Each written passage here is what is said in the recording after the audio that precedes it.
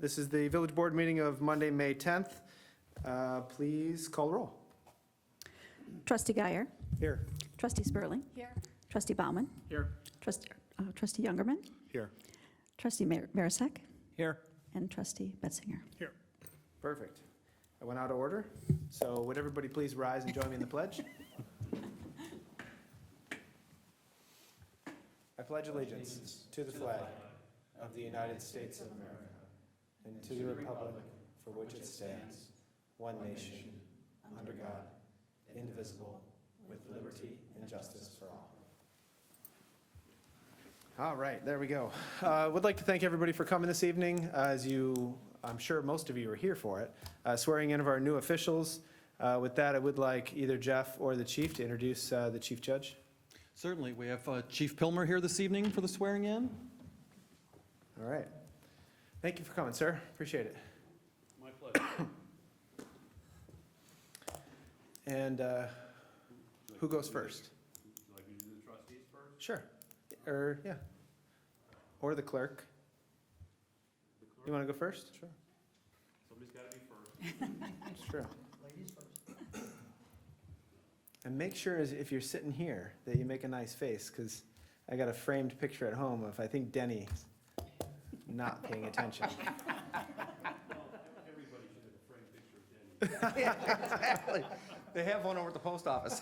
I'm going to raise your right hand. I, Penny Fitzpatrick. Do solemnly swear. That I will support the Constitution of the United States. And the Constitution of the State of Illinois. And that I will faithfully discharge. The duties of the office of village clerk. To the best of my ability.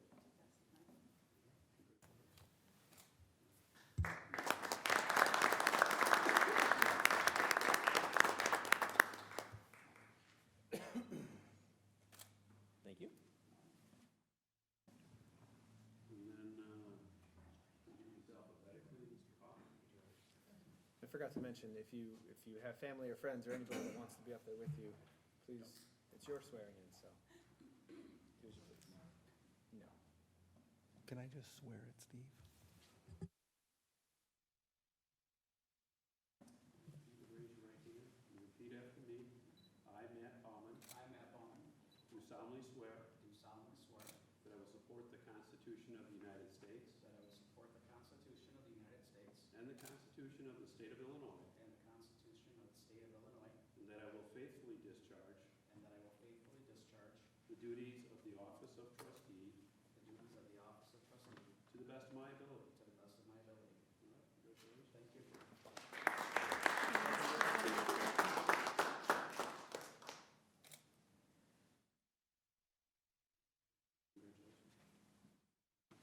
Thomas Bessinger?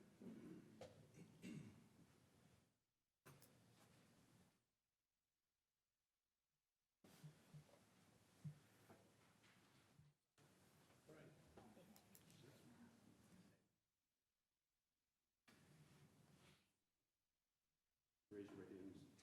I, Thomas Betzinger, I, Thomas Betzinger, do solemnly swear do solemnly swear that I will support the Constitution of the United States that I will support the Constitution of the United States and the Constitution of the State of Illinois, and the Constitution of the State of Illinois, and that I will faithfully discharge and that I will faithfully discharge the duties of the office of trustee the duties of the office of trustee to the best of my ability. to the best of my ability. Congratulations. Thank you.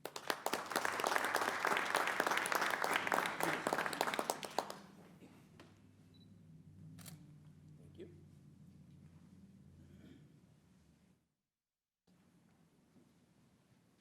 And Steve is in the back of all those pictures. All right.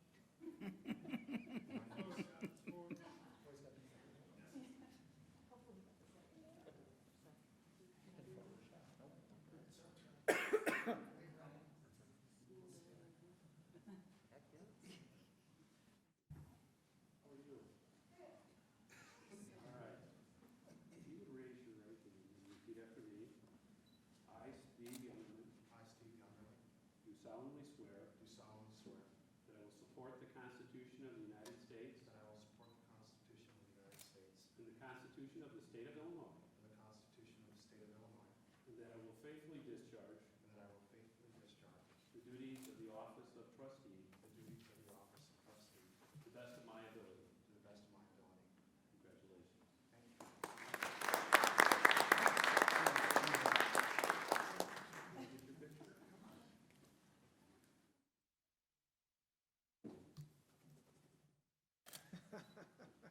We had a photo bomb, I had to take it twice. Steve, stop. Raise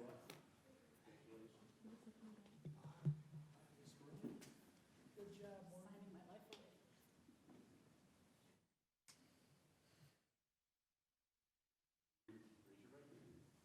I, Teresa Sperling, I, Teresa Sperling, do solemnly swear do solemnly swear that I will support the Constitution of the United States that I will support the Constitution of the United States and the Constitution of the State of Illinois, and the Constitution of the State of Illinois, and that I will faithfully discharge and I will faithfully discharge the duties of the office of trustee the duties of the office of trustee to the best of my ability. to the best of my ability.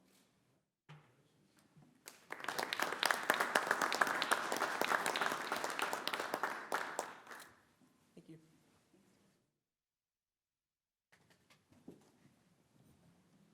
I almost forgot.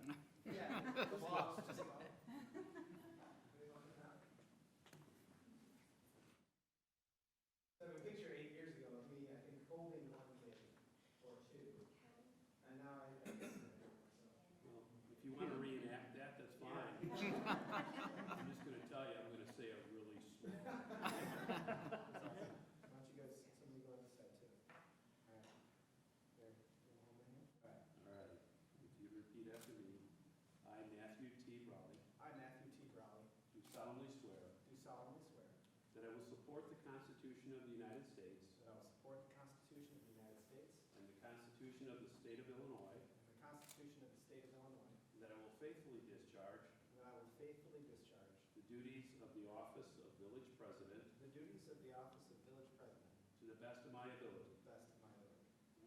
Congratulations.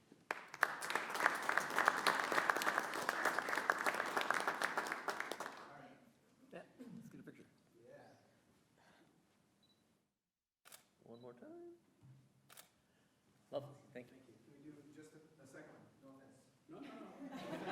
Wait, believe me, I get this all the time. I'm in trouble, right? Thank you. All right. Yes. Oh, absolutely. Judge, could we please have a picture with you with my husband? Absolutely. I went first, I didn't know. Yeah, it's all right. The rules were. Oh, shoot, nobody your brush shorts? I know, right?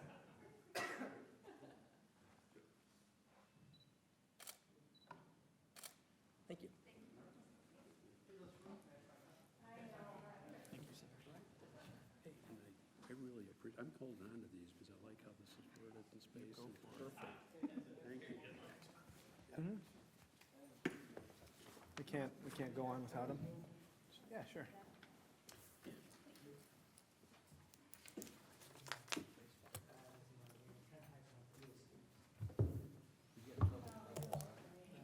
Apparently. Thanks, Chief. You're welcome.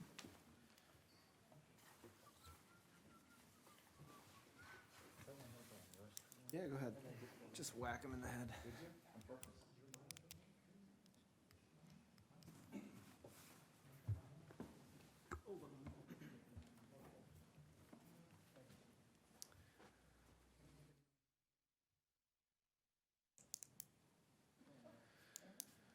All right. Thanks, Chief. Judge, thank you. All right, I did want to say, before we move on, and then we can release all the folks that probably have other things to do this evening. You're welcome to stick around for the whole meeting, but you certainly don't have to. That serving in this role for the last, 8 years and the next 4 years is truly an honor for me personally, to serve with all of you, to serve with our wonderful staff. Whether you're serving on this board for a year, 2 years, or, like some of our past board members that have been 30 years, just starting a term with the understanding that we carry this baton for only a short period of time, and the village will outlive all of us. And so making the decisions that we have to make today to make sure that we're in a good position when we leave, and also 100 years from now, is my paramount goal in serving in this capacity. So I appreciate serving with all of you. And I look forward to these next 4 years, or at least the 2 years until the next swearing in. But thank you for everybody coming tonight.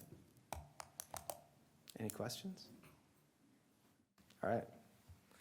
With that, we'll move on to public participation. Again, if you do want to take off, go ahead. We won't be too offended. Anybody in that corner has to stick around for the whole meeting, though. I'm just kidding. If you make it the whole meeting, I heard there's ice cream. Wow, that changed it. Not unless you brought some. Even for trustees? You can. All right, so moving on to public comment. I know we have one. Marion, welcome. Yes, thank you. My name is Marion Bond. I live at 3003 Foxmore Drive. I am here this evening on behalf of the Montgomery Foundation because we are accepting scholarship applications from Montgomery High School students, regardless of what school they attend, and we will be accepting applications through June. So I want to encourage each of the members of the board to consider who in your neighborhoods or who among your friends might have a high school senior who would be looking for an application. It can be found on themontgomeryfoundation.com, and they can simply download it, print it out, and there are instructions for mailing it. It will come to my home. I am the treasurer, and I am also the head of the scholarship committee. So we're looking forward to getting a lot of applications, and please get the word out. Thank you very much. Thanks, Marion. Thank you, Marion. All right, any other public comment in person this evening? Is there anybody on Zoom that has raised their hand or wishes to speak, or anybody that emailed you, Jeff, or called you? I did not receive any emails or calls, and I'm not seeing any hands raised or comments looking to. Okay. I did not note at the beginning of this meeting, but we are conducting this meeting remote and in person pursuant to the governor's executive order for open meetings. Any idea how long that will continue? I mean, obviously, we're all back in person. I think we could make the call at any time that we want to be fully back, and then we Okay. will not do the video portion. I think the video portion is nice for residents to come. And, yeah, that's why we've done it. Like I said, you guys are all here in person, but Yeah. for those who want to watch the meeting Okay. without coming in. All right. I'll move on to the consent agenda. I'll read the items and entertain a motion for approval. Just a quick note, item H this evening, I am pulling from consent. That will be on a future meeting for action. On the consent agenda, we have minutes of the village board meeting of April 26th, executive session minutes from April 20th, the building report for April of 2021, accounts receivable for April of 2021, water production report for April, the refuse report for March, accounts payable through May 6th, appointment of Doug Marisek to the MEDC board, appointment of Steve Youngerman to the MEDC board, appointments to the Planning and Zoning Commission, recently renamed. And then item L is the appointment of Jason Bragg to the Board of Police and Fire Commissioners. Proclamation designating May 9th through 15th as Police Week and May 15th as Peace Officers Memorial Day. Proclamation designating May 16th through 22nd as Public Works Week. And then the final proclamation for Economic Development Week, May 9th through 15th. Item P is a waiver of a temporary liquor license fee for the Montgomery Foundation for Street Eats Festival. And Q is a request from the VFW to hold their Buddy Poppy Days Friday, May 21st through Sunday, May 23rd, 2021. So moved. Second. Trustee Youngerman. Yes. Trustee Marisak. Yes. Trustee Betzinger. Yes. Trustee Guyer. Trustee Spurling. Yes. And Trustee Bauman. Yes. That carries 6-0. Thank you. Moving on for items for separate action this evening, we have what looks like a lot, but I think some of these we will be handling in one discussion and several votes. The first one, this is recommendation of the Planning and Zoning Commission on 2021-006 special use for outdoor dining and the expansion of the banquet hall and hotel motel vacation rental at the Grays Mill Estate. At the same time, we will be talking about ordinance 1914, granting special uses for such. and that's a waiver of first passage on the second. Yes. So. There you go. I was looking for you and I couldn't find you anywhere. All right, Sonia. Papers, so I need some room to Mhm. spread out. So the petitioner is Gray's Mill Estate, and they're requesting several special uses, including the outdoor dining area, which will be located along Mill Street and behind the building. Also for the banquet facilities and expansion of it, and also for a hotel motel on the top floor, which would be more of a vacation rental sort of use for events happening there. The Planning and Zoning Commission did recommend approval of the special uses with a condition for providing a parking agreement for additional parking for the banquet facility use for them to meet their parking requirements. You have the ordinance before you that includes that recommendation from the Planning and Zoning Commission. Sounds perfect. I just had one question that I was thinking of, and I know the petitioner is here. I know years ago, we had a situation where a building downtown wanted a liquor license, but there was an apartment upstairs, and there was some state law that prohibited a liquor license for when there was a residence that used the same entrance. I'm Right. assuming that we don't have that situation here? I think since this isn't a residence, it would be a, like a hotel motel Yeah. is what it falls under, that Okay. it's okay, but I would defer to. Yeah.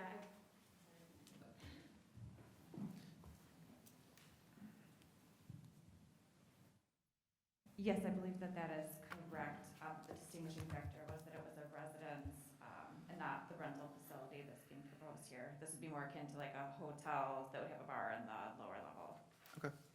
Sounds perfect. Does anybody have any questions for staff or the petitioner? I won't require the petitioner to come to the podium unless you have something extra to add, but you're certainly welcome to.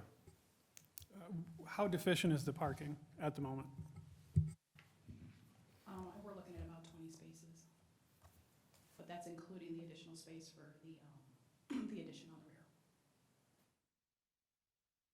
And this is a situation that we are going to hopefully, I mean, it's a nice problem to have, and I think the Mill District zoning sets it up so that you don't have a huge parking requirement, I thought. That seems to be a little bit of a glitch in the matrix with going to the UDO. Previously, we did not require parking for commercial uses in the Mill District. However, when the UDO was adopted, that second half of the sentence regarding parking being different for the Mill District disappeared. So we'll be before you at some point, I think, making that change. Yes. And then in 20 or 30 years, hopefully we'll have the problem where we need a parking deck, right? It's a good problem to have. Okay. Anything else? Hearing none, is there a motion on item A, which is the recommendation? So moved. Second. Go ahead. Trustee Marisak? Yes. Trustee Betzinger? Trustee Guyer? Yes. Trustee Spurling? Yes. Trustee Bauman, Yes. Trustee Youngerman? Yes. That carries 6-0.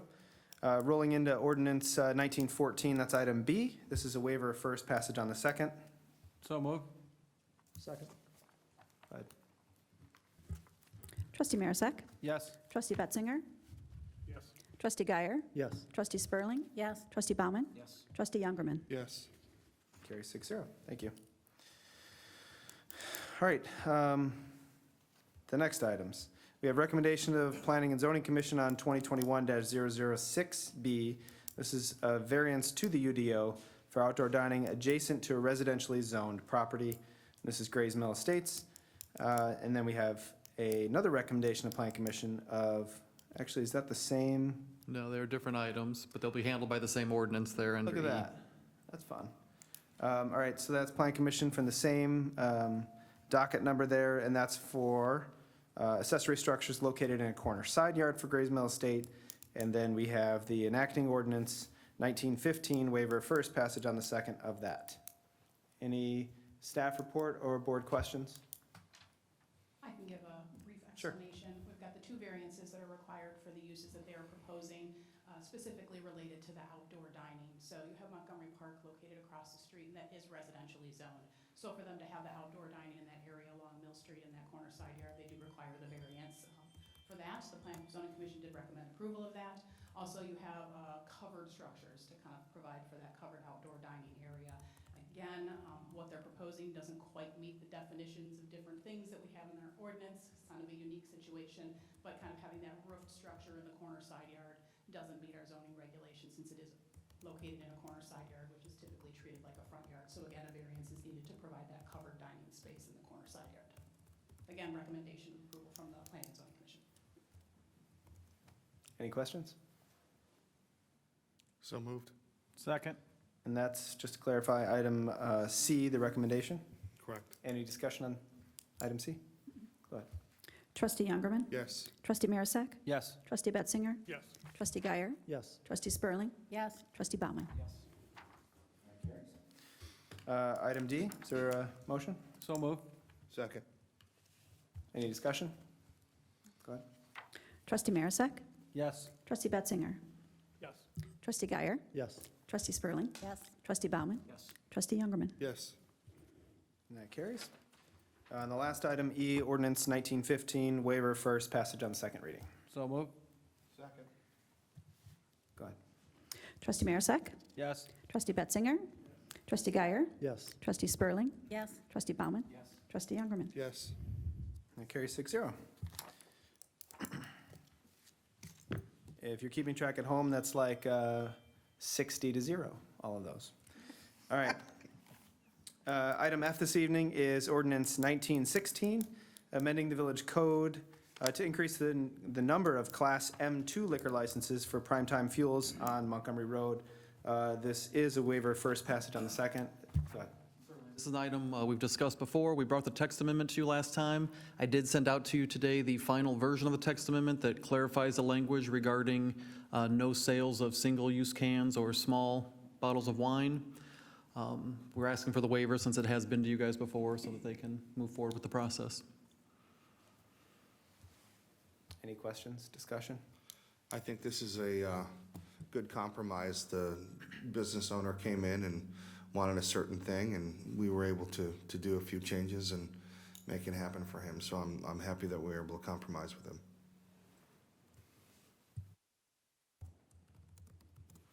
All right. No other comments? I'll entertain a motion. So moved. Second. Trustee Youngerman. Yes. Trustee Marisak. Yes. Trustee Betzinger. Trustee Guyer. Yes. Trustee Spurling. No. And Trustee Bauman. That carries 5-1. Glad I made my joke before that one. All right, and that carries, thank you. Items for discussion this evening, we have a request for liquor license from Debbie's Video Gaming. Go ahead. Certainly, as we do at the time, we had a request, we bring it to you to see what interest you have in moving forward. If you know from the start that you want to move it forward, or you want to tell them no, or if there's more information you need. You have a letter in your packet. I am not sure if the petitioner is here tonight or not. Okay. So the petitioner is here, and they can come down and tell you a little bit about what it is they plan to do.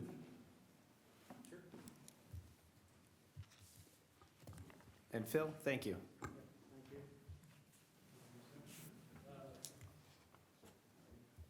Thank you. Thanks for having us here tonight, part of your discussion.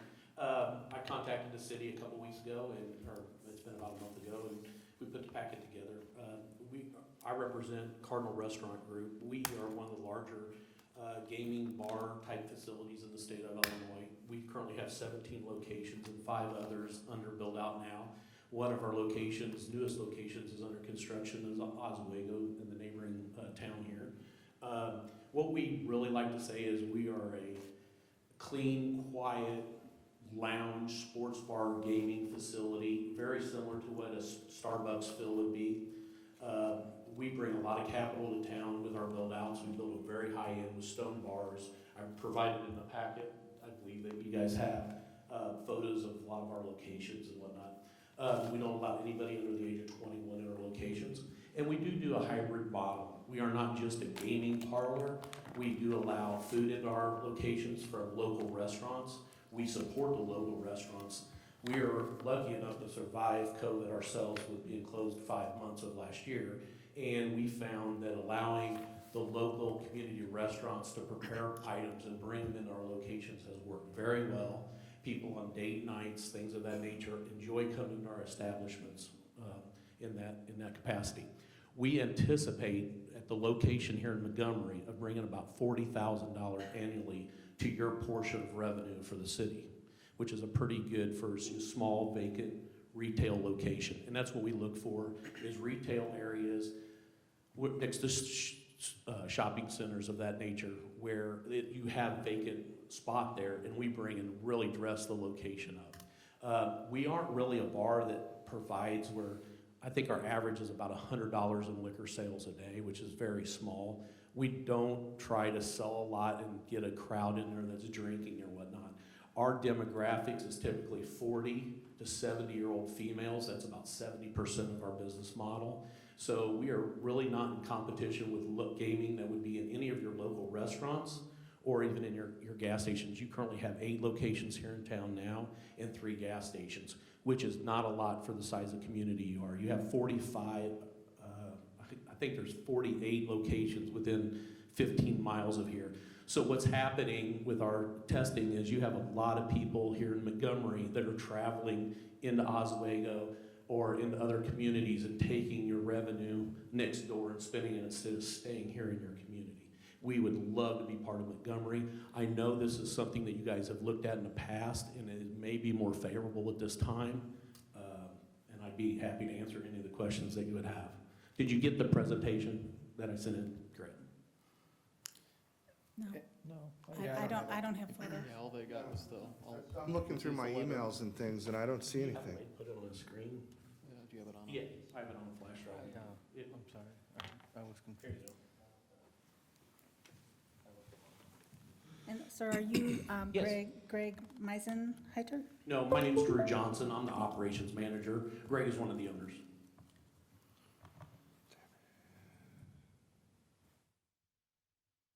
And you said you're currently looking, opening up a facility in Oswego? Yes, we are currently not looking to open. It's under construction. Where at? It's in the Washington Square area. It's on the road on 71 between coming into Yorktown, from Yorktown over to Oswego. Right when you come into town, it's on the left. And we are also looking at another facility on the other side of town as well. But it makes a lot of sense if we could come to Montgomery because we could share staff. We bring several jobs to the community. We also hire a regional manager from the community. We hire all local staff here as well. Okay. There you go. You got some of our pictures up there. As you can see, this is a location. A lot of these pictures are from down by St. Louis at our Shiloh location, which is a very similar type city to Montgomery. So that's kind of why I put that up there. That's next to a chiropractic place and a Jimmy John's. Okay. If you go to the first page there, maybe. How's the food? And I put in, I'll supply, but if you flip to a couple screens, there's the basics. If you go on a few other screens, I broke out all the data for you for the surrounding revenue from the cities and the gaming sites that are next door. Obviously, we can only have 6 VGTs on our location, which is the gaming devices. That's the max that the state of Illinois will allow. We support the local schools and charities. We're real strong with that once we get into the communities. We do a lot for them. And then, of course, I just discussed your revenue of you get 5% of the gaming share revenue, which is anticipated and forecasted around $40,000 here for the city of Montgomery. And if you can see here, I broke it out. You have gaming parlors. There's 45 within 15 miles of here, and there's only 8 in the city of Montgomery. And those are bars and restaurants. And then I even did a map for you. I listed out all the locations right there, so you can kind of see where the different locations are around you.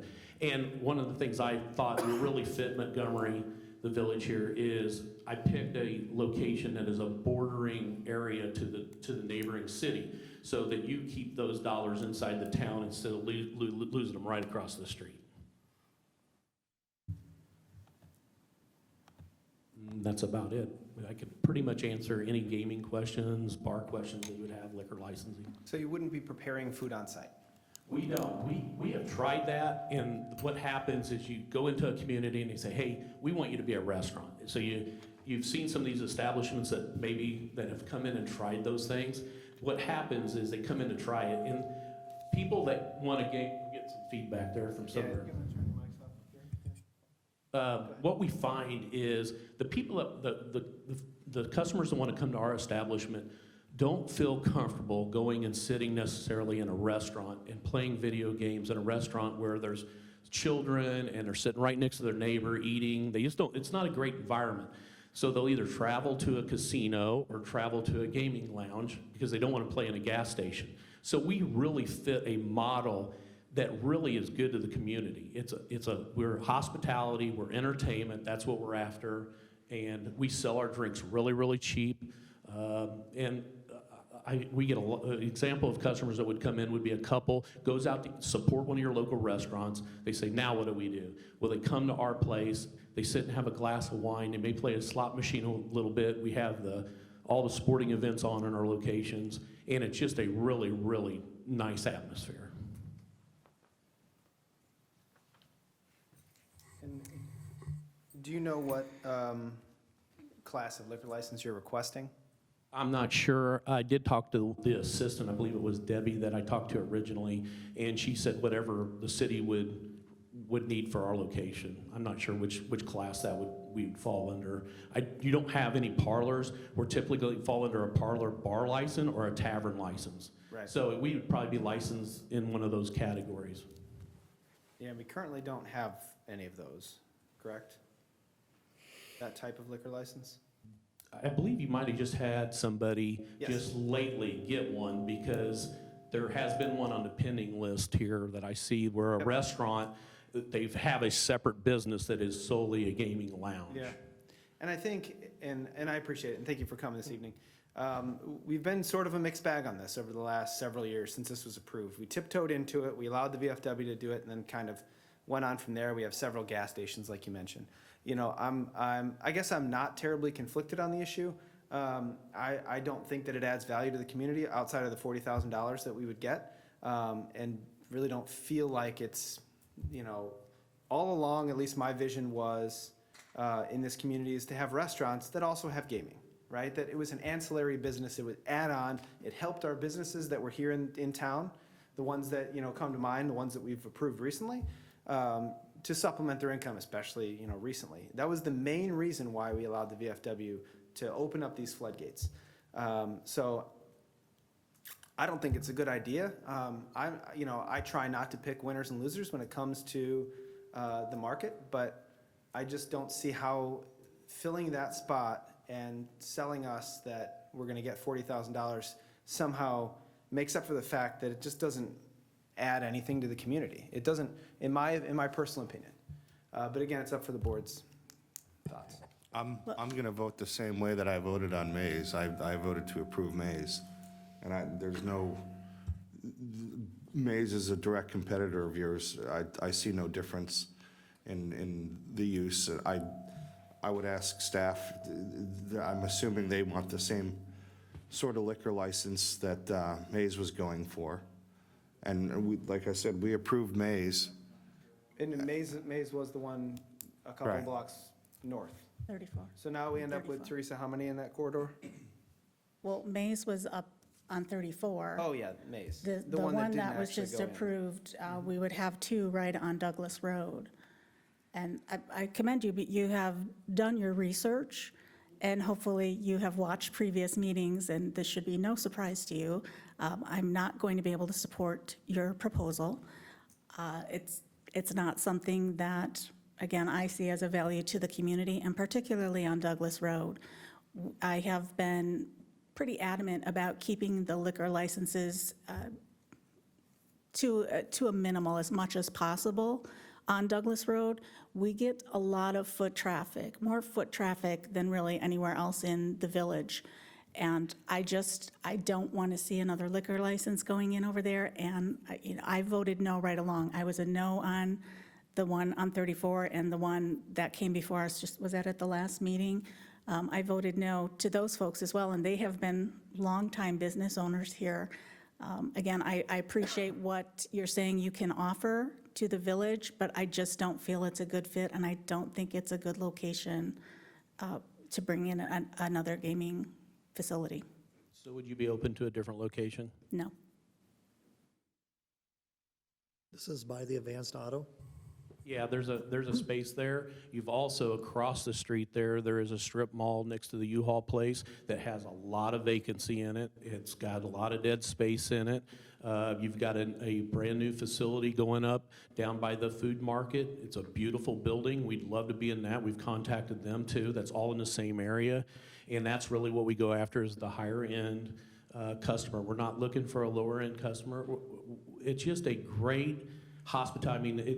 I mean, it's just an entertainment for your community is really what we provide. I mean, to think that the community is not going to a place like that is not the data that's researched. They're leaving here and going somewhere to play or eat dinner side by side of wherever they're going. It is a value to the community. It really is. Thank you. Any other comments? So our options here are more information, you're in favor, or no. I'm a no. I'm in favor. Typically, and I'm amazed also, like Matt said, I always look, it's just a support of an existing business, VFW, a restaurant. I would think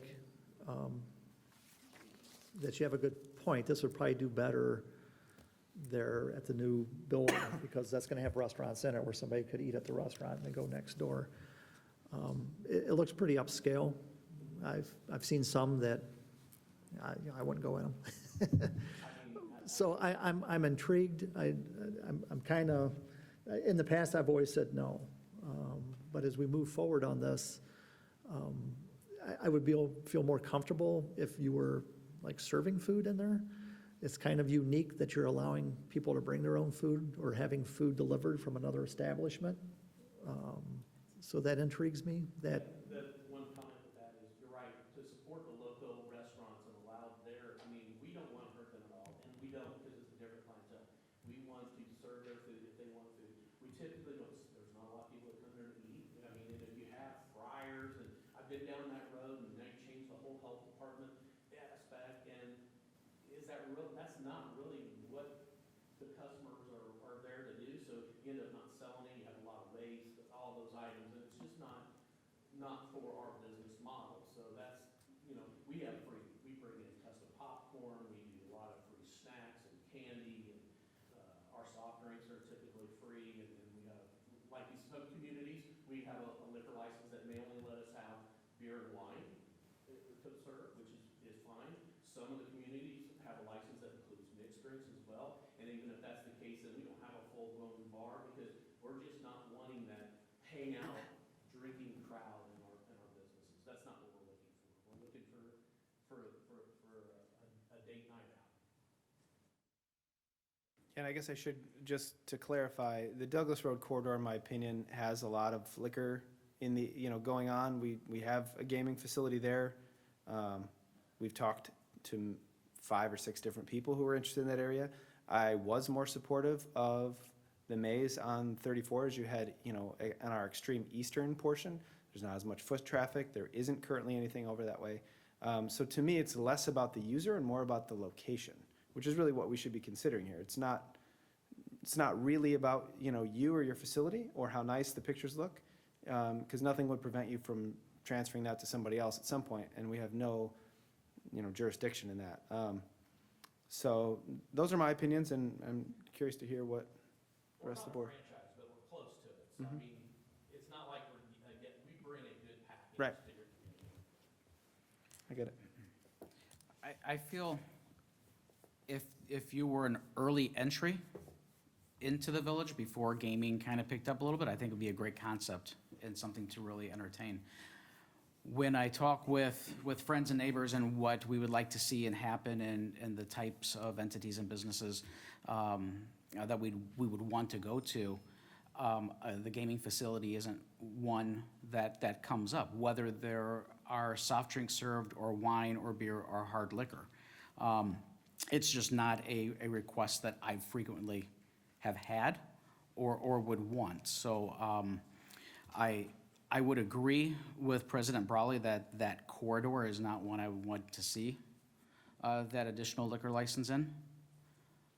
If it was a different location, possibly, but it's not something I would aggressively like to see happen. Thank you. Gentlemen? If there was a lot of, I mean, I go to some communities where there might be this size town, 30 parlors in the town, or 20, I mean, they're all on top of each other. That's an extreme, but with this community, only having 8 restaurants and the one future parlor, I think it's not like you're bringing a lot to it, you're just adding what you already have, and there's just not enough, you don't have enough gaming terminals here for the amount of play that you have, and I can see it in the numbers, with the numbers that the restaurants are doing is extremely high for restaurant gaming. So there's a lot of people playing in Montgomery, this would add to that. Yeah. It wouldn't take from any of their revenue. Yeah, okay. I have a question. And this is for staff. Maze Lounge is no longer happening, correct?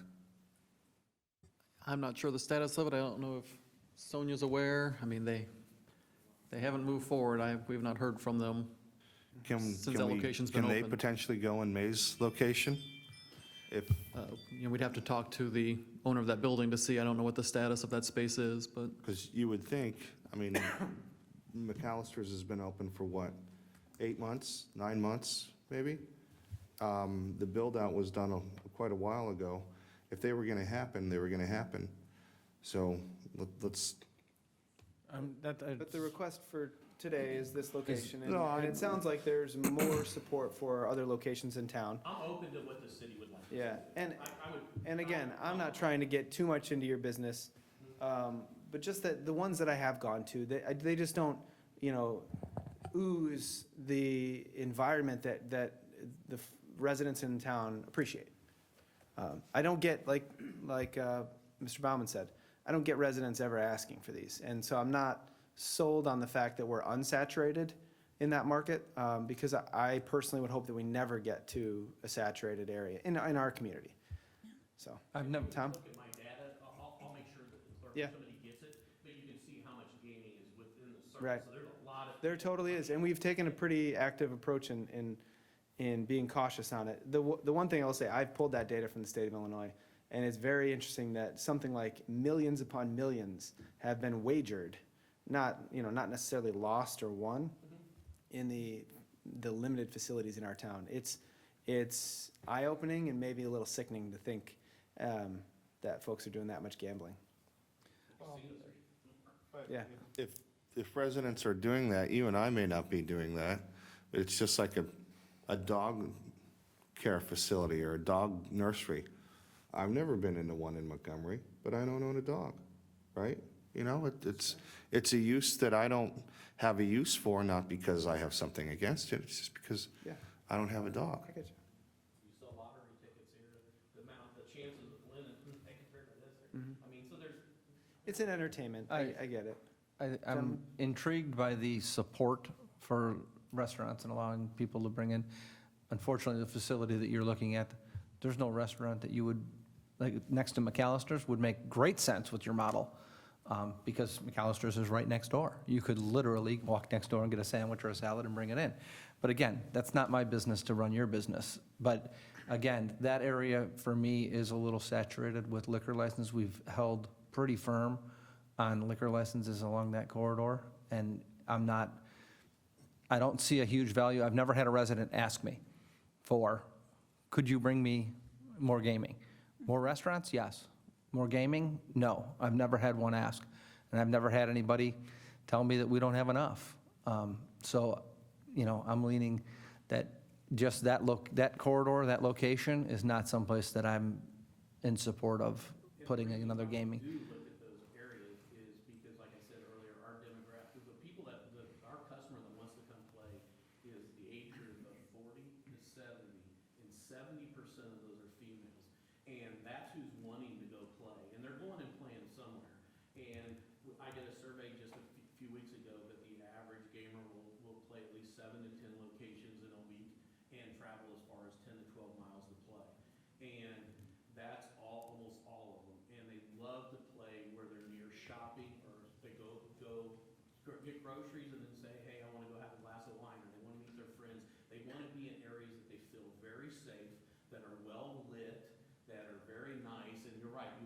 some of them that may have been a little, that's the old school parlor type atmosphere, and I just like those myself. And me and my wife will go play, and there's, in my community, we have 30 locations where I live, and we only go to one or two of the nicer ones, but we'd love to go there after dinner and have a glass of wine and play our $30 or $40 and have fun, and we do that for entertainment. And that's kind of where we started a lot of this process in building these, and we went after that in mind, and that clientele in those communities. And that's what Montgomery brings to us. It's the same as Oswego, Aurora, we're opening one in Crestwood. So we're coming into this market. We've been typically mostly in the central Illinois area, but I have a couple friends, one of them is the athletic director at Oswego, and we have some other friends in this area, and we come up here to visit, and I'm like, man, this is just a great community and a lot of involvement. And like I said, we give a lot back to the schools and the charities as well. So I think we would, if we could change something, like you said, location or something that makes y'all happy, we would be open to any of that, because we would love to be part of it. Awesome, thank you. And I will get you all the data too. So. Thank you, I appreciate it. Generally not opposed, but would prefer a different location. All right, I think that's clear direction at this point. Reaching out, what's the next step for me here? Would you guys, you'll be reaching? Well, at this point, the board, there's not a majority that wants to move forward, so that would be a denial for now.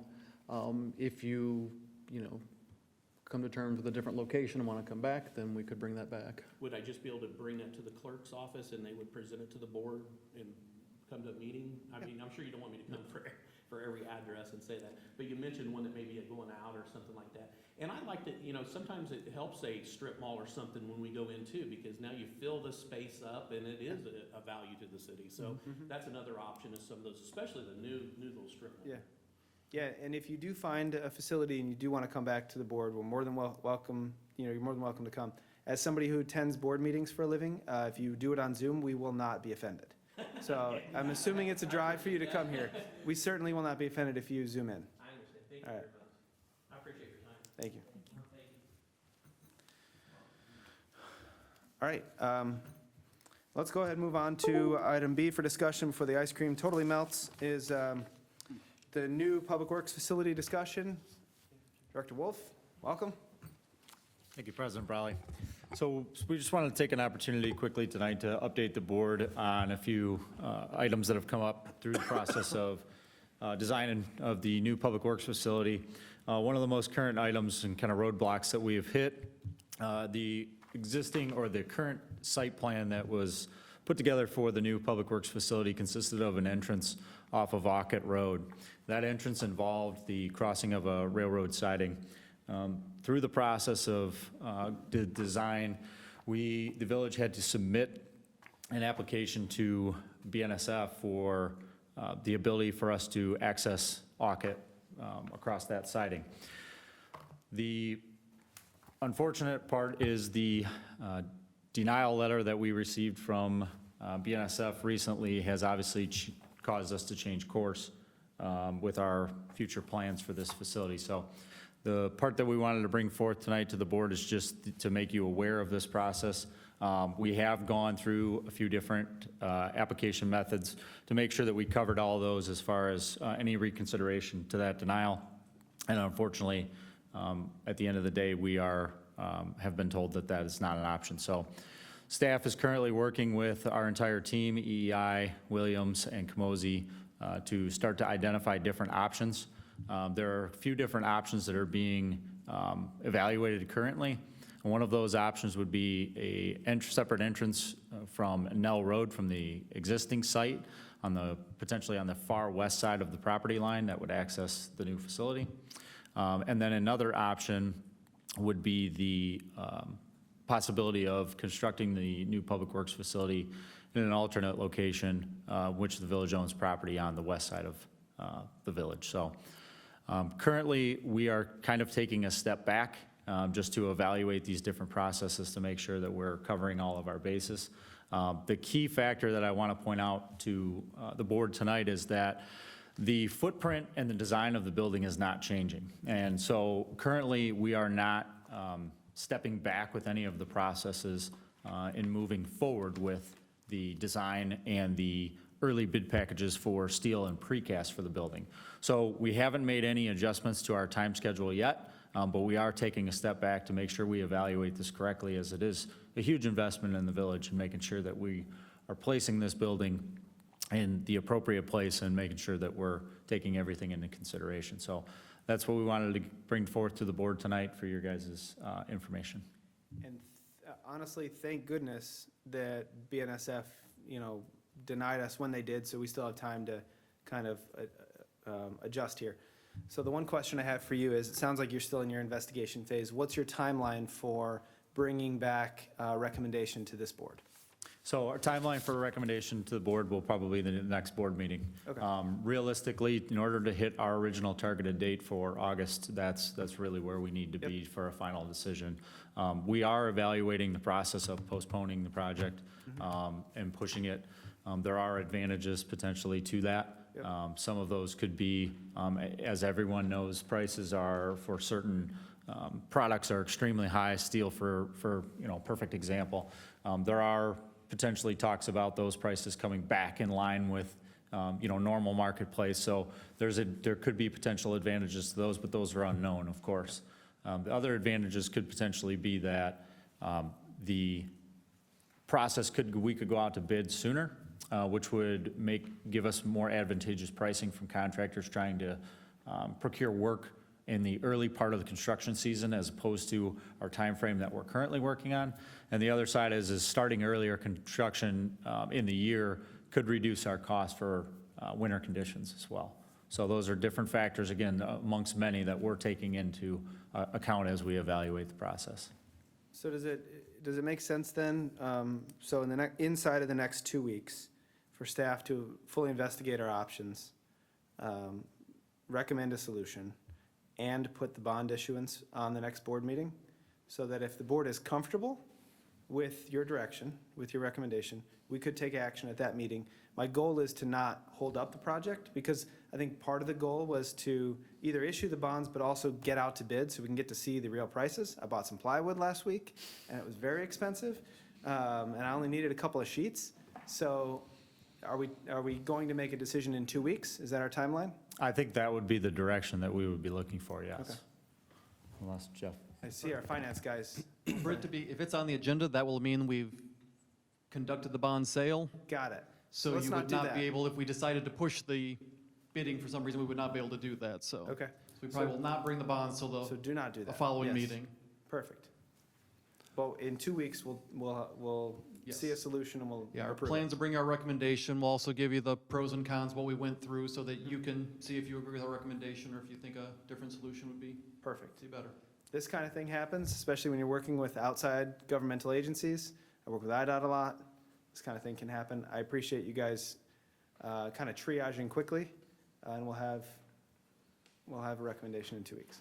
Anybody else? I have comments. This is two things now. First, it's the unsuitable soils, and now it's the BNSF. Why didn't we know about these issues ahead of time? My other comment is going to be, what dollars are lost should we abandon this site and go to a different site? Why didn't we know about this ahead of time? So the process for submitting to, the application actually goes to JLL, and JLL is an intermediate between the village and BNSF. So through the course of the design of this building, staff from EEI was in direct contact with representatives from JLL. Through that process, we were never given any implication that the application would be denied. In fact, it was more encouraging in the fact that it would be accepted. So through the process of talking to the representative from JLL, it was advised to EEI, who's handling this portion of the project, to make sure that the application was in fact 100% T's crossed, I's dotted, so on and so forth, because essentially, in their words, we get one shot at this and it needed to be good. The village also made concessions throughout this process. One of those was that we originally had put in a design for 2 entrances off of Orchid. The representative from JLL gave us an indication that that was not going to be favored.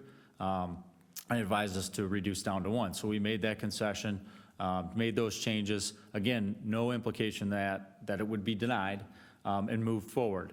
The timing of the process was, could not have been advanced, because until the footprint of the building was fully established and 100% done and was not moving anymore, the building could not be placed on the site, and the site plan as part of the application could not be presented to JLL. So the timing of it was truly locked into all of the other key components of this, and so there was really no way to get an early indication. Looking back at some of the process, there's nothing in my mind that we could have done differently to know any sooner throughout the process that Well, there was other a than potential second denial. guess after the fact, honestly, I think we could have, had we had any indication from JLL that this wouldn't happen, we would have submitted them a box on the plan and said, here's what we're planning on doing to get it in for review. I work on projects like this all the time where we'll do soil borings and we'll do more soil borings. But I probably would expect that staff could have done them quicker had they thought that the borings would turn up poor soils. But again, it's not getting ahead of ourselves on a project and spending, real tax dollars on it. So I get the frustration. You can look back and say we should have done soil borings day one. We should have submitted to BNSF day one.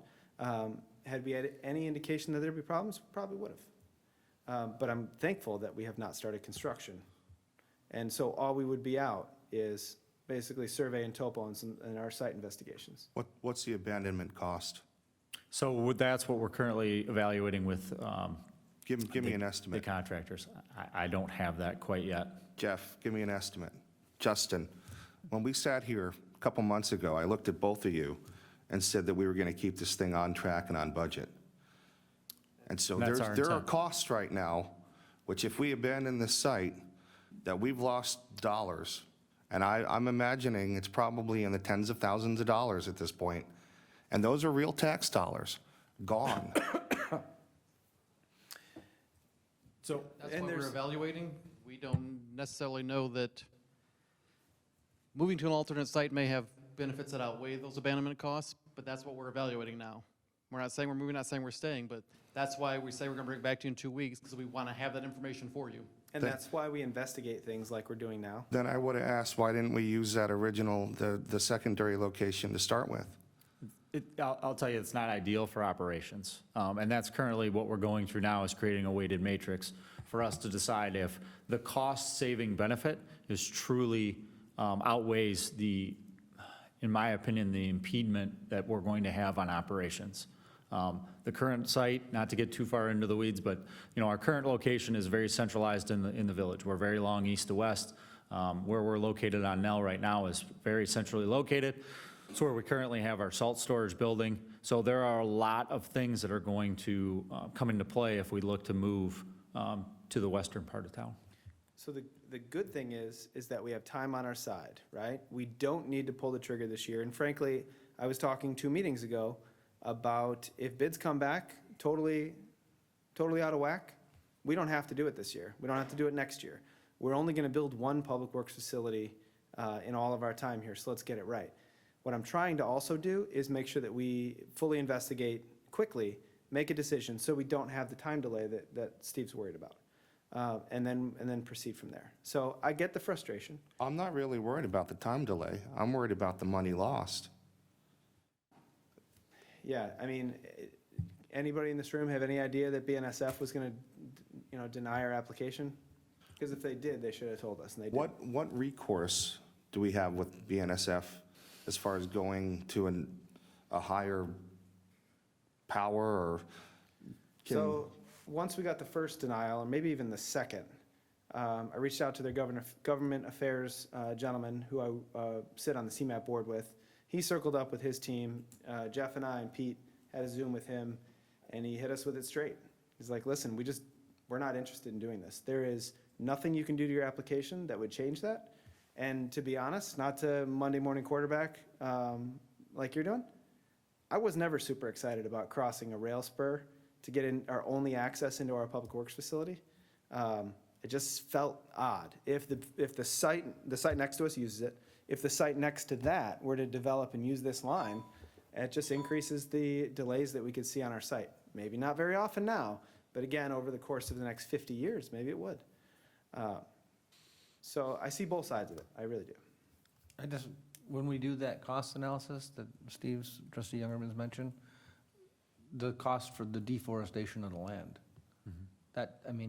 we cut down a lot of trees and devastated that parcel. So there was a cost for that.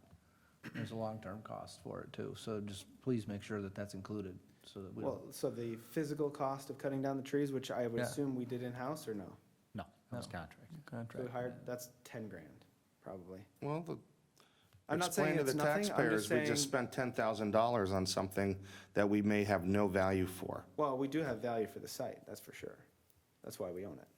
That's why we currently use it for our public works facility, for our lime sludge, for everything that we have going on that site. It's not gonna be wasted. We didn't buy the site for this use, we've owned it. So let's have a spirited conversation in 2 weeks with your recommendation. Oh, it will be. Sounds good. Working towards a positive solution here.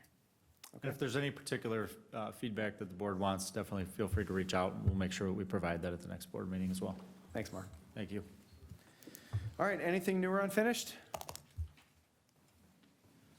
It's usually where I would turn it over to Denny for something. I've got a non-Packer update. This Saturday, bridge flower planting, 9 a.m., Mill Street Bridge, if anybody's interested in getting their hands dirty, we'll be out there. Sounds good. Steve? A resident had reached out to me concerning the Mayfield Drive survey and was having a hard time reading it. Can I get large print? Large sheets, and I can drop them off at her house, please, that show the options? Okay. I had a resident reach out to me related to the Same- survey It's the as same well. resident reached out to all of us. Okay. She reached out to all of Related to us. the verbiage Yep. being Yeah, Pete's different? gonna update you on the survey here. Okay, great, thank you. So we did get a comment from a resident.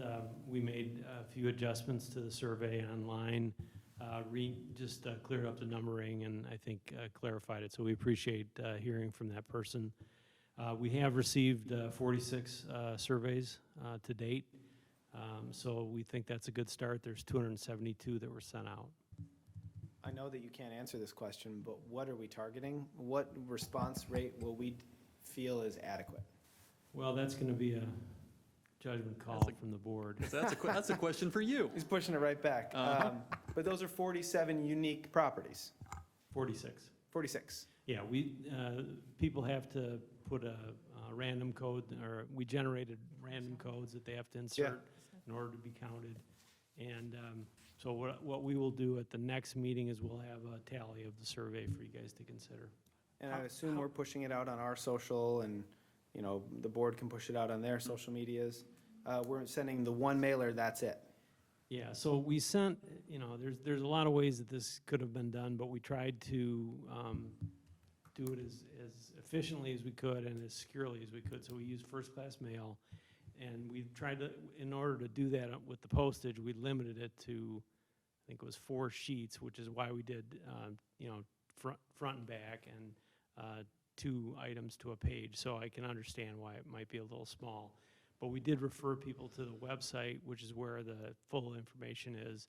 And then there's a QR code, so folks could, use their phone, go right to the survey, enter their code, and then fill out the survey. Something that will be very helpful at that meeting in 2 weeks is, I don't need to see any addresses, obviously, because we want to keep their answers confidential, but just a plot of which parcels responded. I don't need to know how they voted. I just want to see if it's all Mayfield Drive folks and, the folks on Hageman didn't, that kind of thing would be helpful. Sure. What's the total? 272. 272? You've got 46 right now? Yeah, we just mailed it on Thursday, I believe. When are we looking at taking action at the meeting in 2 weeks? As far as, once we get the responses, are we looking at determining a plan of action at that meeting, or? And that'll be up to you guys. We'll bring you the results, and you'll have to determine if you think there's enough of a response in total, and if you think there's a clear direction, so. What Okay. was the deadline? Is that Deadline before is our the next meeting? 19th. Okay, thank you. And is there any possibility that we would have a residential meeting with, to try to get some additional input? I mean, it's up to you all, I mean, Yeah. I mean, for the- I don't think before we come to you again. No, no. But- I'm thinking after we talk and see the results. Well, maybe depending on what To share that the response information. rate is. Correct. If we're not completely satisfied with the response rate, then maybe that is the next step. What percentage would the board think is a good response rate or a response rate that is reflective of those neighbors who were impacted? Because right now And- you're sitting at like 16%, 15% response rate. Survey response rates aren't high to begin with. Like if you're touching 25, you're getting a really nice response from people typically. Now, again, you'd hope this response rate would be a little higher given the impact of the question on their everyday life. But if we get 20%, is that reflective? Do we take that as the gospel of the area in terms of their wishes or not? Because I if, kind of don't want to hedge my bet until, I hate to say it that way, but I don't want to settle for 20 if we can get, 50. Also, it is comical that less than that percentage of our population voted for any one of us in any election ever. Right. So, No, I got is there any 100% of the data- vote right here. yeah, that's right. Is there any data as to how much communication came to the village or the board from that neighborhood? I mean, we've Are we had talking residents. how many individual residents had communication with the village about the traffic flow? Over 10 years? Many. Yeah, I was gonna say, depends on how far back you want to go. We've had different Many. residents over 15 years, yeah. many years. So we've had some more engaged, more vocal residents. Those are the ones that I, remember that have come to these meetings, like the gentleman that was here on Zoom. But it comes up every couple of years, which I guess the big picture of why we're trying to do this now is that we're set to resurface the road. So if we are going to make some sort of change, now is a great time. So we'll see what happens in 2 weeks, and then we can discuss if we need a public meeting. If it was 100% against doing anything, then we'll just discuss that, I think. Any other questions or anything that you would like to see sliced in the survey results that we get? I think what was suggested, and I believe, again, that the lady called most of us, if not all of us, some kind of text box put on the survey where they could offer some comments. One of the things she mentioned was there's better options, but she didn't share those better options with me. Well, yeah. She talked to me for half an hour. Did she list any better options? She left me a voicemail. I didn't speak with her. She listed an option that we've already discussed, Okay. and I explained to her that the goal is, that the perception is that we have a traffic volume problem and a speeding problem. And she agreed that her suggested alternative would do nothing to fix either of those two problems, but it would just increase line of sight. So it wouldn't reduce traffic and it wouldn't reduce speed. If anything, it may possibly increase traffic and increase speed, which is absolutely against what we were thinking. So when I brought that up, yes, it may make it a little safer line of sight, but it wouldn't solve the problem that we're trying to attack. So, again, I had a nice conversation with her. She was very nice. It was nice to hear from somebody that was engaged and wanted to, Yeah. again, she did suggest, she called about the numbering issue and confusion. Although I went to the website, and I have to be honest, it was pretty clear. I mean, the numbering, her point about the verbiage is accurate, but it was very clear which was which. I'm not sure how you would not interpret those to be what they were. But again, what's right is right. We'll fix it. You guys fixed it. Yeah, and- we made and some move on. changes to the The verbiage comment based on box, I see the pros of that, and I also see the rabbit hole. I see the rabbit hole that you could open Pandora's box with every suggestion in the world. That's why I think at this point, we're trying to gather information on what we've put out there And, Correct. going forward, if we decide we need either a meeting or to put something out to gather more information, I think we could do that, but. Yes. Yes, and nothing prohibits any member of the public from making their comments known to us. Like, we got an email of a resident that was, had an opinion strongly one way or the other on this, that I don't want to sway the board on, that felt like they needed to reach out. They can do that. Yeah. So, all right, so we will have a nice, positive, spirited discussion on that at the next meeting as well. Yes. Eat dinner before that meeting. Anything else? No. Anybody on this side? All right, perfect. I don't want to miss acknowledging our newest Planning and Zoning Commission member, Ben Brzezowska, is here tonight. He was appointed at the last meeting, but welcome, and thank you for your service. We also have Marion Bond, who serves on our Plan Commission as well. I do have one. Go ahead. Thank you. I Topic. just filibustered while you came up with something. I know, thank you, I appreciate that. There was a tragedy that happened this past Friday evening in Lakewood Creek. We had a residential fire, and I just want the community to know, and all the fellow board members, although I think I've shared with most of you, the outpouring, I was there on site after the fire department was gone and everything, because I know the folks, and the outpouring of support from our community was absolutely mind-boggling. There were people driving up and dropping off gift cards, getting out of their cars in tears and giving people hugs. It was just heartwarming to see the outreach from our community to help support somebody that was in need like that. The 311 Project came, the daughter's birthday was the next day. 311 Project showed up and they said, okay, you've got the food taken care of, it's ordered, it's paid for. What about the cake? Well, the cake was in the fridge in the house. She said, how many people, what time, tell me where to meet you, you have a cake. Done. Like, there's a bunch of people in this community, I know everyone dwells on all the negative and all the horrible things that are going on, and everybody's picking and everything's political. When the chips are down, this community comes together and gelled around this family to support them. So I just wanted to share that with everybody. My wife had texted me saying that there was a fire on Caliendo, and I was somewhere in Aurora at the time, and I hardly ever turned my phone off.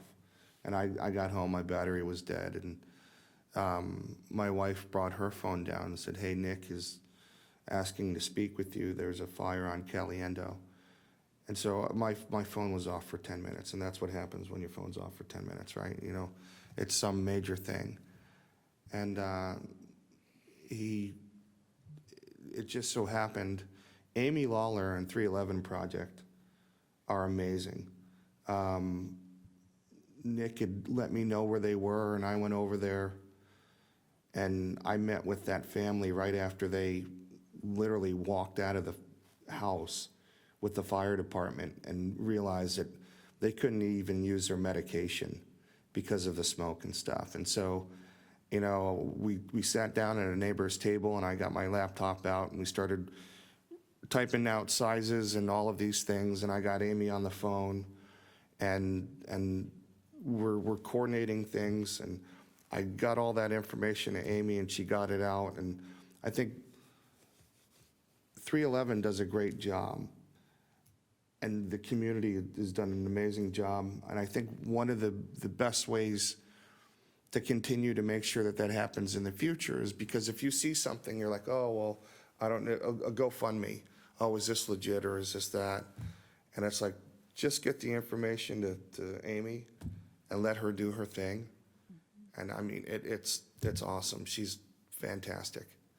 We've got to have her at a board meeting and recognize her at some point, because it's not only the families that have these major tragedies like fires, it's people who don't have enough money for their rent or don't have enough money for their gas bill or hey, we have a new mom and we need baby clothes and all sorts of stuff. And she's absolutely awesome. So kudos to her. She makes it happen. The fire department responded within 4 minutes. They were on scene within 4 minutes, and I reached out to Chief Smith. I had 3 different people that were there on the scene when it started and happened that absolutely commended one of our officers. So I reached out to Chief Smith right away and let him know because I'm getting old and forgetful, and figured I better share the name with him right away. So he appreciated that and is going to pass that along. But we have some, the fire department did a great job, the police department. Some random resident literally talked grandma into pulling a patio chair over to the fence because she went out the back door and couldn't get out the side gate. And so no one knows who it was, talked her into grabbing a patio chair and dragging it over the fence, and he's talked her into climbing up on it, and he was holding her, and he just grabbed her, bear hugged her, and pulled her over the fence to get her out of the yard, because, great, the house is on fire, but she's stuck in the backyard. So, I mean, again, that type of stuff, there's heroes all over. They're all over the place. So, again, I just wanted to share that with everybody, because it was something positive come out of it. It was great to see all of the social media chains that were started. Initially that day, 3/11, which I learned a lot about through this event over the weekend, which I wholeheartedly agree, a proclamation of some sort for that group, for Amy, would be tremendous, seeing the work that they do. But for the communities, Lakewood Creek, Blackberry West, other people out there that we're just coming together with, whether it's clothes, it's cash, it's gift cards, it's meals for people who don't know each other. It's phenomenal. And the amount of people that were coming together, that was really the impactful part. It's one thing if you have your block, right, that comes together, and we all know our neighbors, but to have entire neighborhoods and multiple neighborhoods come together, that really does say a lot about this community. And that is one, it's horrible but that event had happened in the first place, but it was wonderful to see all of these people come together for them. It really was. Thank you. Thank you. All right, approval of the future meetings. You can see there, beautification's on Saturday. We'll cancel the committee of the whole meeting for next week, and we'll have intergovernmental and the village board meeting 2 weeks from tonight. So we change that based on, you were here at the last meeting, on trustee Bestinger's suggestion about not having on an agenda. So now it is an item that I'll need the board to make a motion and approve. So that way you can decide if you want to cancel the committee of the whole or not each So time. moved. Second. Go ahead. Trustee Marisak? Yes. Trustee Betzinger?